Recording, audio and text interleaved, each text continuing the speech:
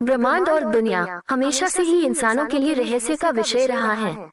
आज इतनी वैज्ञानिक प्रगति के बावजूद भी हमारी धरती पर कई ऐसे रहस्य मौजूद हैं जिनका पता लगाना वैज्ञानिकों के लिए भी लगभग नामुमकिन है। आम लोगों के मन में पृथ्वी के संबंध में अनेक प्रश्न अवश्य होते होंगे, जैसे पृथ्वी की उत्पत्ति कैसे हुई, यह दुनिया कैसे अस्तित्व में आई, पृथ्वी का जन्म कब और कैसे हुआ, पृथ्वी कैसे बनी, पृथ्वी की संरचना कैसे हुई। इस तरह के सवालों का जवाब जानने के लिए हर कोई उत्सुक रहता है। कुछ धार्मिक मान्यताओं के अनुसार सृष्टि या पृथ्वी का निर्माण देवता या ईश्वर ने किया है। वहीं दुनिया की रचना को लेकर हिंदू, ईसाई और इस्लाम धर्म की मान्यताएं भी अलग अलग हैं। वहीं पृथ्वी की रचना को लेकर विज्ञान का नजरिया भी अलग है।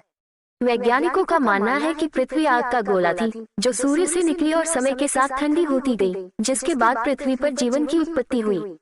इस वीडियो में पृथ्वी की उत्पत्ति कैसे हुई ये जानने की कोशिश करेंगे। आप वीडियो में अंत तक बने रहे।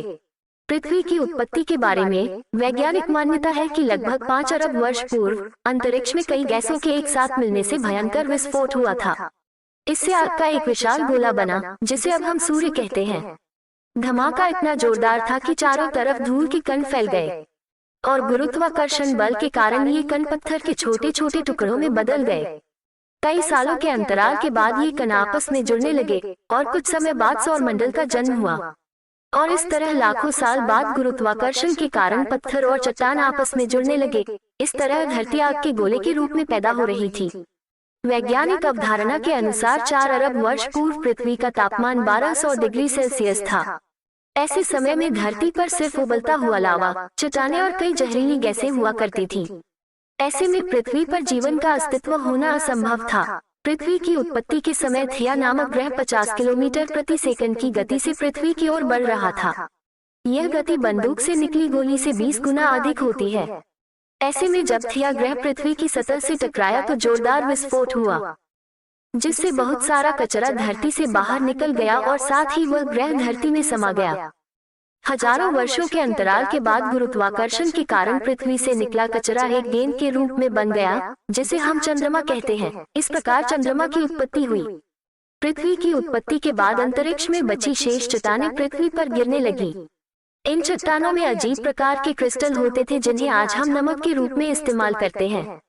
आपको जानकर हैरानी होगी कि इन चट्टानों के अंदर मौजूद नमक से समुद्र का पानी बनता है।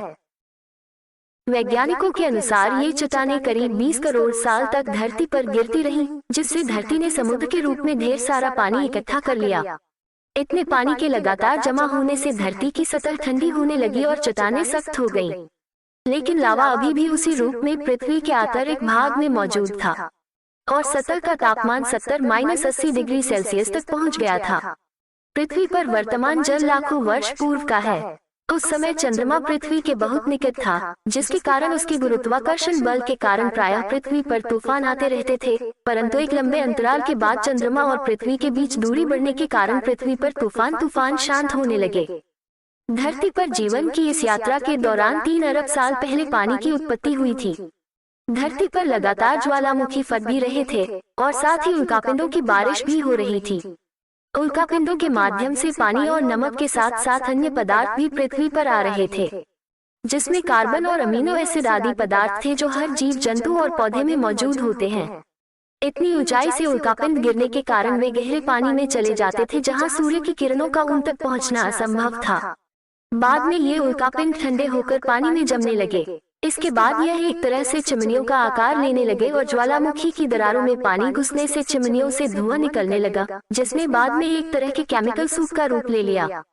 इससे पृथ्वी पर सूक्ष्म जीवन प्रारंभ हुआ और पृथ्वी पर एकल कोशिका जीवाणु की उत्पत्ति हुई।